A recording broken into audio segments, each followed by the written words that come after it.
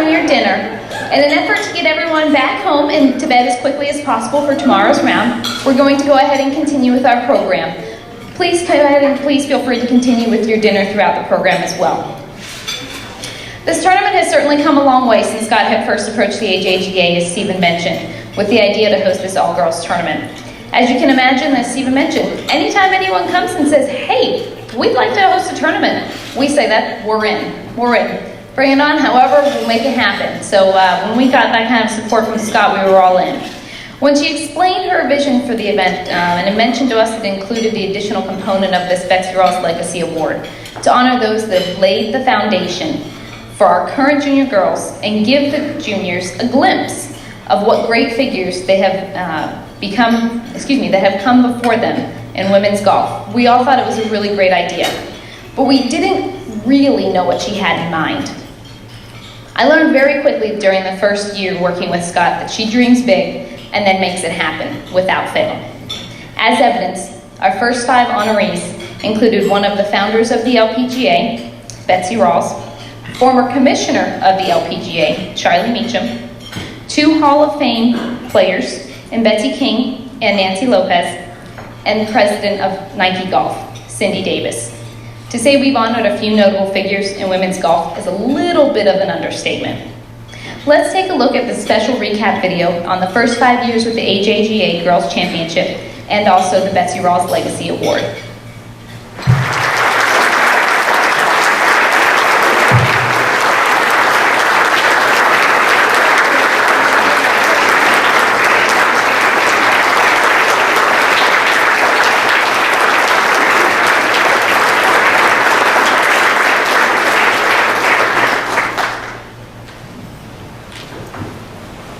That's awesome.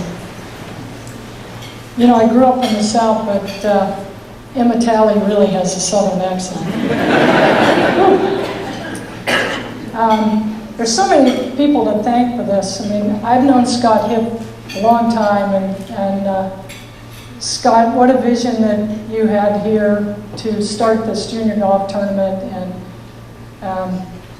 it's great to see this at Furman University where I spent so much time, and it's nice to see the AJGA board here and be able to sit with them and talk to them a little bit about junior golf. And you guys do such great things for junior golf, and it's appreciated by everyone. There are a few other familiar faces here. I spent a lot of time with Willie Miller and John Gearing over there. Betsy King and I used to go over to his course all the time and play and practice. And it's just very nice to be back here in Greenville, South Carolina. This award is named after someone that I have tremendous respect for, Betsy Rawls. And the recipients before me is a pretty impressive list. It's kind of hard to follow, but Betsy King and Nancy Lopez, I played all my junior golf against. I played college, collegiate golf against them, and then we went on to play our pro careers against one another. I say against, we're all good friends now, and we have been throughout. And as Betsy said, we played Solheim Cups together, and we played as partners, and it just brings back a lot of great memories. Cindy Davis, I remember when she came to Furman, and I watched her career, and then now I see her, you know, as the president of Nike Golf. She's done a lot of impressive things in business. And then Charlie Meacham, one of our greatest commissioners and just a great guy in general. But it is nice to be back in South Carolina and Greenville, where I spent 4 pretty important years of my life. But I want to get back to that. I'd like to talk about Betsy Rawls and the things that made her so special, because this award is named after her. She always impressed me by how quiet and humble she is for being such a brilliant and accomplished individual. And when I say brilliant, She graduated from the University of Texas, Phi Beta Kappa, with a degree in physics and math. I mean, the woman really is brilliant, but then she gave her life to golf. And I've always said that perhaps because of that degree in physics and math, she kind of got her angles right in putting and chipping, because that's what she was known for. If you talk to her peers, they say she was had one of the greatest short games you've ever seen. She didn't hit the ball very far, but her short game was phenomenal. So she was one of the greatest players to play the sport, but you'd never hear her say that. She's always talking about someone else and other great players that she played against and how much better they were than her. She always downplays her accomplishments and her success. But she contributed to the sport of golf in so many different ways. I mean, first of all, as one of the best players of her generation. But then when she was a player, she served on the board of the LPGA, and she joined in 1951. The LPGA started in 1950. So she was really instrumental in helping that tour, get off to the start and make it the tour that it is today. After she played, she then served as tournament director, and that's really when I got to know her the best. The tournament director on the LPGA is the person that is in charge of all the rules. They set up the golf course. They do all of those kind of things. And I still can see her sitting in her golf cart. She used to wear 2 gloves to protect her hands from the sun. And she'd be sitting out there all day and giving rulings and sometimes giving fines, which I got a couple of those from her. And then she went on to become the executive director of the McDonald's Championship, which was one of our biggest tournaments on the LPGA Tour, and became a major eventually. So she's a role model that we can all strive to emulate. And I'm fortunate to have known her and had her make an impact not only in my life and my career. Betsy grew up in Spartanburg, South Carolina, not far from here. And if you just head south on I-26, I grew up in Charleston, South Carolina. And I played pretty much every sport possible growing up. But for some reason, I was always drawn to golf. And I think the thing that drew me to golf was the fact that it was just me and the golf course. And it was me trying to beat that golf course. Not trying to beat another competitor, but trying to beat that golf course. And I love learning about the game, learning how to hit different golf shots. Even as a kid, I wanted to know everything about it. I had this desire to make myself better at shot making, putting, course management, whatever it took to play my best.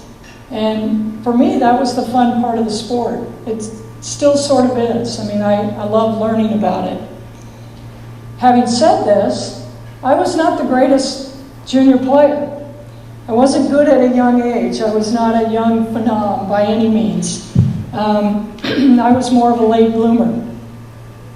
So I played in a lot of local and state tournaments, and I did okay. And then when I was about 16 years old, my parents thought that I should try playing on a national level. I didn't have much success then either. As a result, I wasn't really heavily recruited by many college coaches. But one school that showed an interest in me was right here at Furman University. And when I was going to school, there weren't a lot of scholarships available or anything like that. I mean, it was the schools that were interested in you, and you went to those schools. So I decided to go to Furman, and I have to say that my decision to go to Furman really was a turning point in my life. While I was at Furman, I grew as a person and a golfer. The summer between my freshman and sophomore year, I won a U.S. Amateur. Pretty much everyone thought out of the blue. Our sophomore year, our team won the national championship here at Furman. It's something I'm still extremely proud of. Between my junior and senior years, I won another U.S. Amateur. My college experiences were invaluable because my teammates pushed me to be better. The competition that we had helped me become more confident in my golf game. I think it helped all of us. And many of the people that I met here at Furman are still my friends today.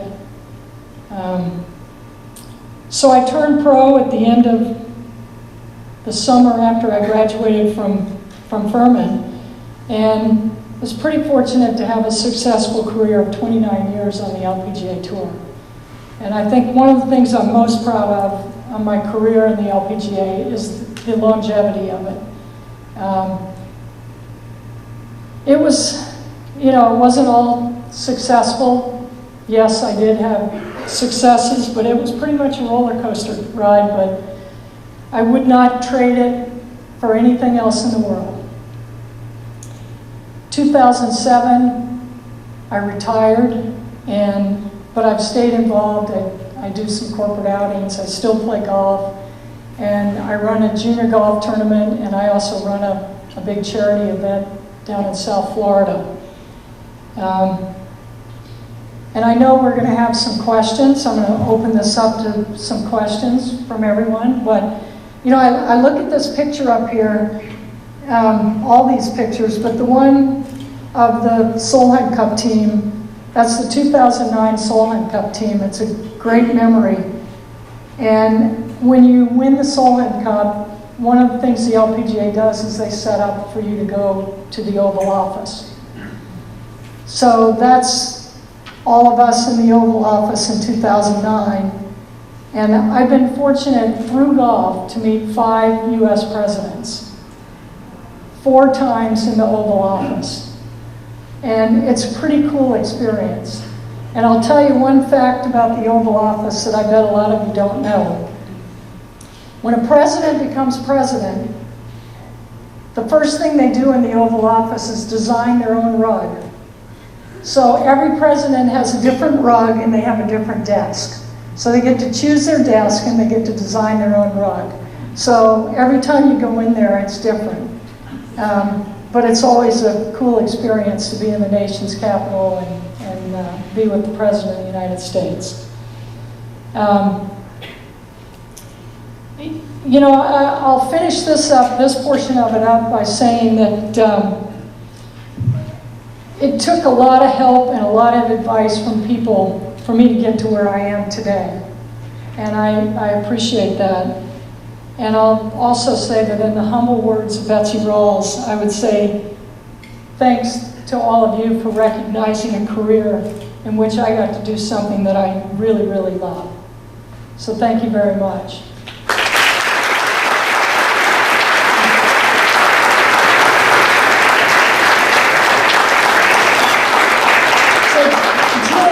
I'm going to do the questioning part of this, but I guess if people have questions, I could talk forever, but if someone has, Gail.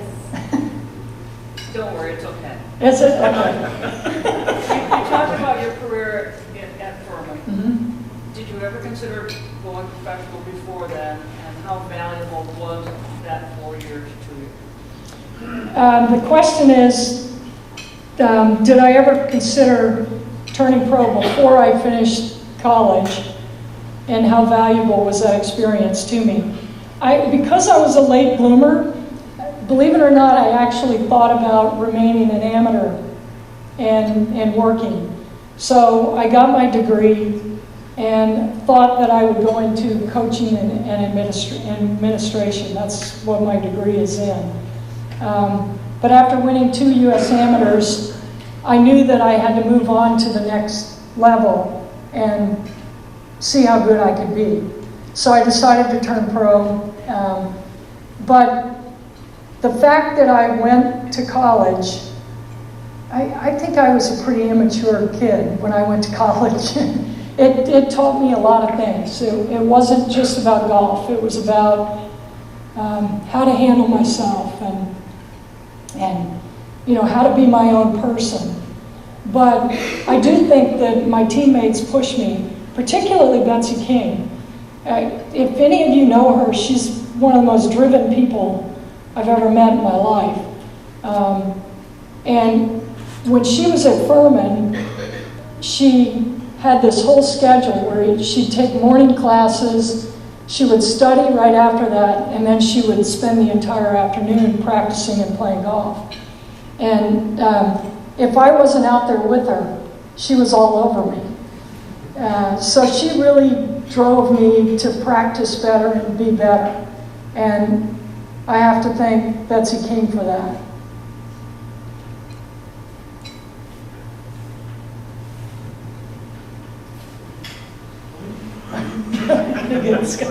When you were in college, how did you divide your teaching experience or learning experience? Did you have a lot of fun, did you have, or you had certain things you liked? I had a lot of fun like a young kid. But, there's a time and place for everything. So, that's part of the college experience. And Furman isn't considered a party school by any means. But, I went to all the football games. I went to all the basketball games. Like I said, I have a lot of friends that I met at Furman that, I'm still friends with today.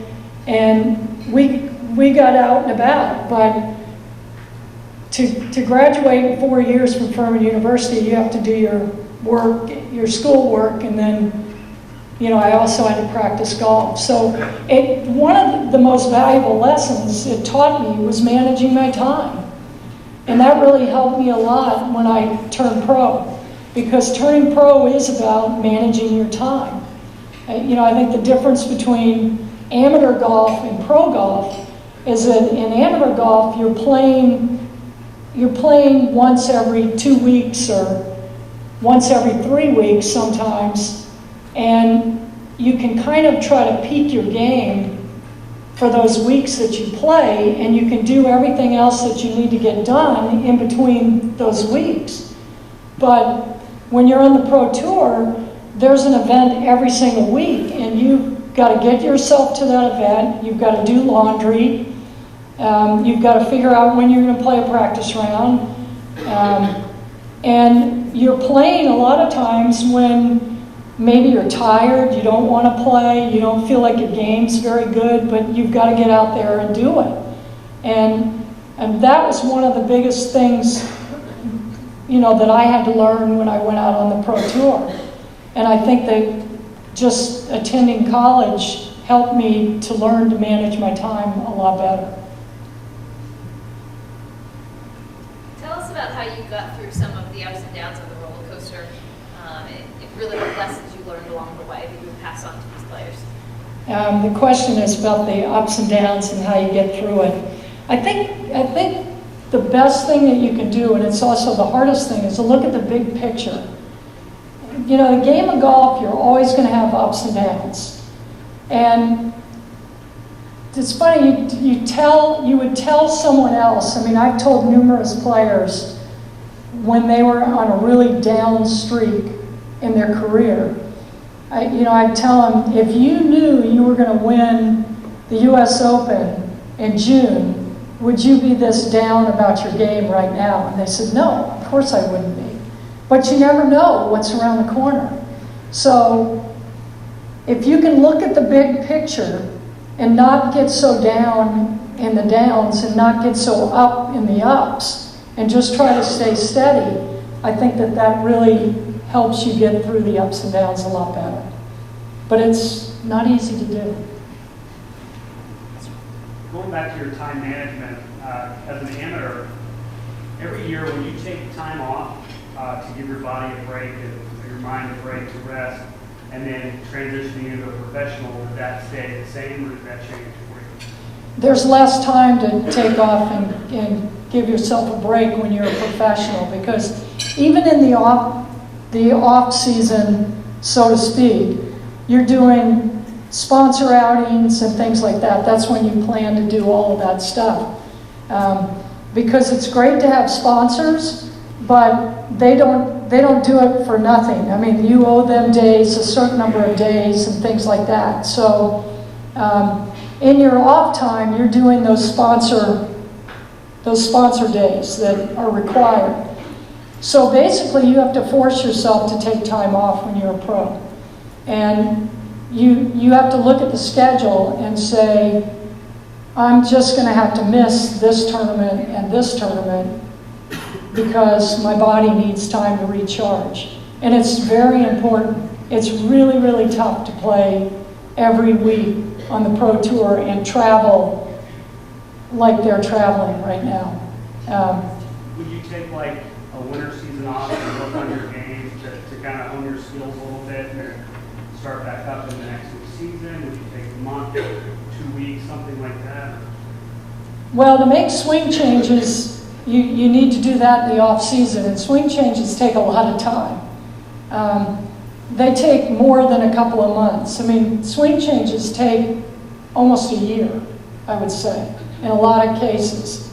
So you have to manage your time and work on things. And you know, one of the things is that I find and that I see now is that a lot of players are told you need to put in the time. Well, putting in the time is fine, but you have to put in the time the correct way. So there's a way to practice that is much more beneficial to you than just going out and hitting 500 golf balls. You can hit less golf balls and do it in a correct way, and you're going to gain a lot more from that.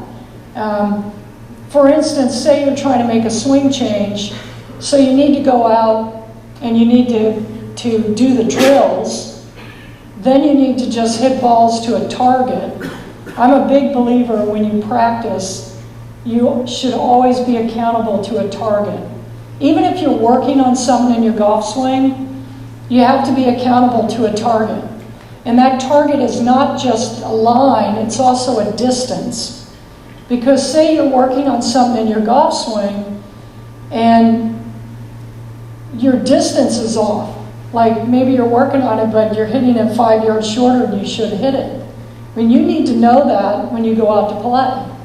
So you should always practice with some sort of purpose in mind that always includes a target.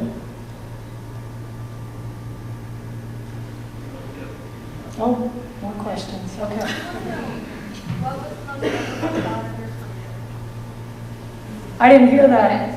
What was the most memorable shot of your career? Just one. Just one shot. One shot? Yes. Okay. You're going to laugh at this. It was at Waikagill Country Club.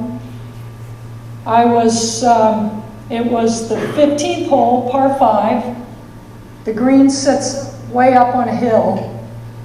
And I hit a 2-iron to 6 feet. And went on to win the golf tournament and beat Nancy Lopez by 1 shot. But that's kind of the shot that got me going for the rest of the round. But it was a 2-iron. I can't hit a 2-iron anymore.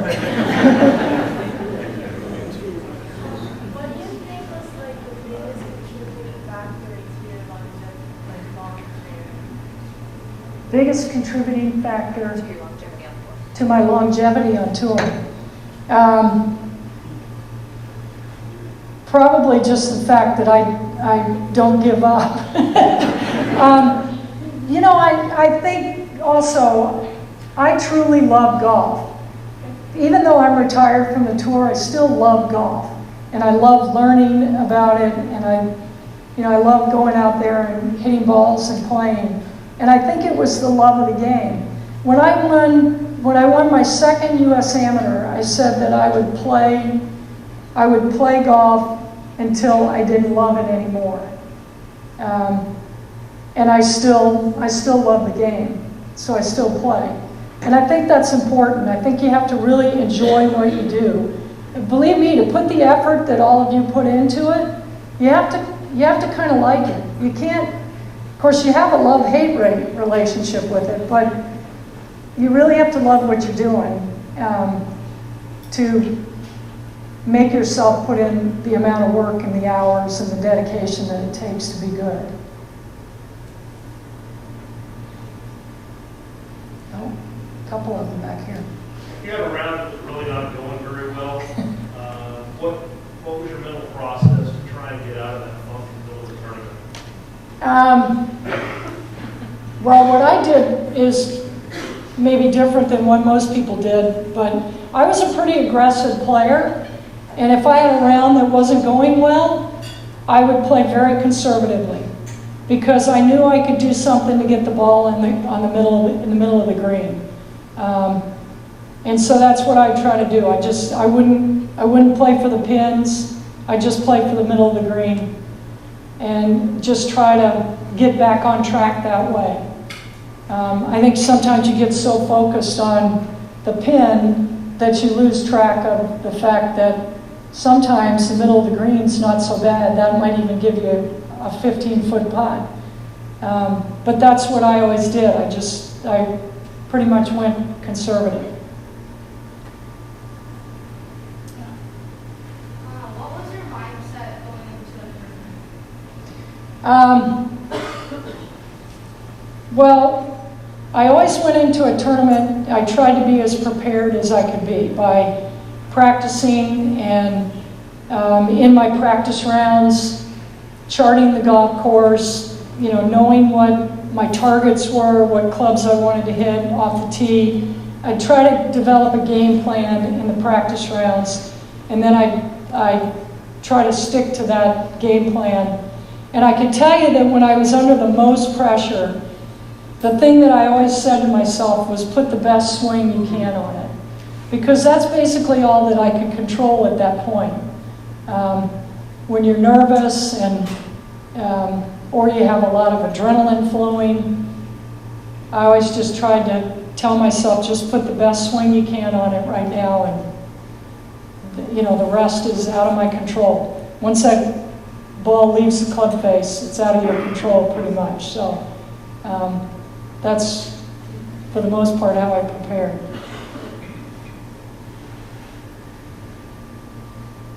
I know you have Stacy Lewis entertaining her. And who are some of your mentors that you looked up to throughout your career? Well, Betsy Rawls was one of them. I'll tell you a quick story about Betsy Rawls because she always took care of me since we were South Carolina girls. But when she was the executive director of the McDonald's Championship, I was having one of my low points where I wasn't feeling real good about my golf game, and I was at home, and each tournament has a deadline, and you have to sign up by that deadline. Well, it was 5 minutes before the deadline, and my home phone rang, and it was Betsy. And she said, "Beth, you're not signed up for the tournament." And I said, "I know, Betsy, I just don't feel good about my game, and I don't think I'm going to play this year." And she said, "Just do me a favor, come play. Maybe things will turn around." So I said, "All right, I'll sign up." Hung up, called the LPGA, I signed up, went to the tournament, I won. So I owe Betsy Rawls a tournament, I think. But she was one of the people that I looked up to because she helped me a lot. Joanne Carner was great to me in my career. I love Joanne. She's just one of the greatest ever. And she lives down in Florida where I live, and we play some golf now, and she's a riot. And talk about somebody who loves the game of golf. Joanne's in her mid-70s now and still playing. But those were two of the people that I looked up to. One other person that I really looked up to was my brother. I have a brother who's 6 years older than me. He was a great junior player. he went to the Citadel and it kind of messed him up. I think military college messed him up. But no, he's still a good player. But he was a great junior player, and he kind of pushed me. He pushed me to be better, and he took care of me, and he let me play golf with he and his friends. And you know, when you have a brother who's 6 years older than you and you're a teenager, they usually don't do that, but he was really good to me.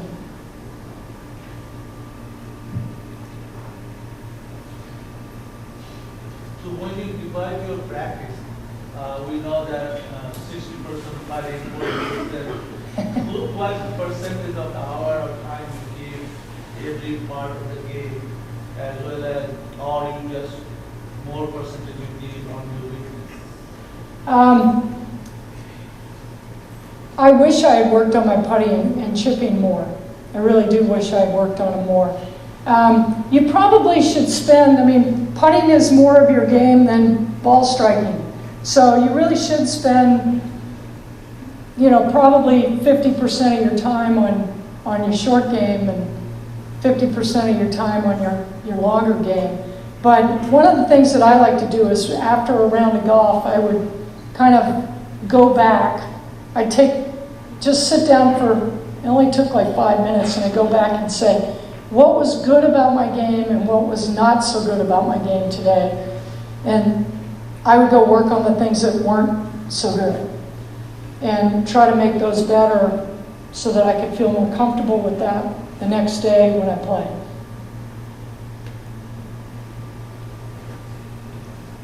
Okay, thank you, and good luck to all of you tomorrow.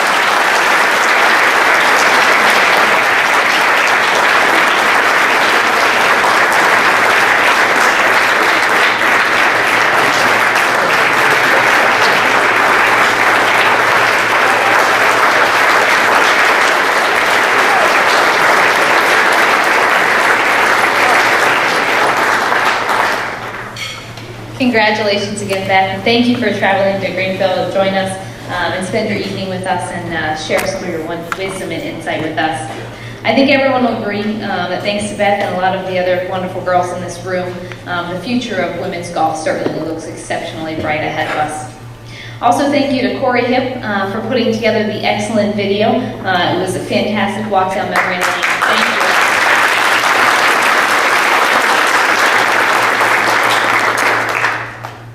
And hopefully all you ladies have found by now, as a special gift from our tournament chairman, Mrs. Scott Hepp, all the girls will be receiving a pink Nike Pro shirt to remember this special evening. So thank you again, Scott, for your generosity.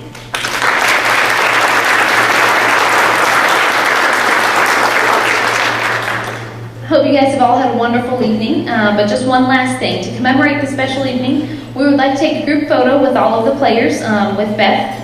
We'll take this picture in the front left of this room, and following that photo, Beth will be available for some photos in addition.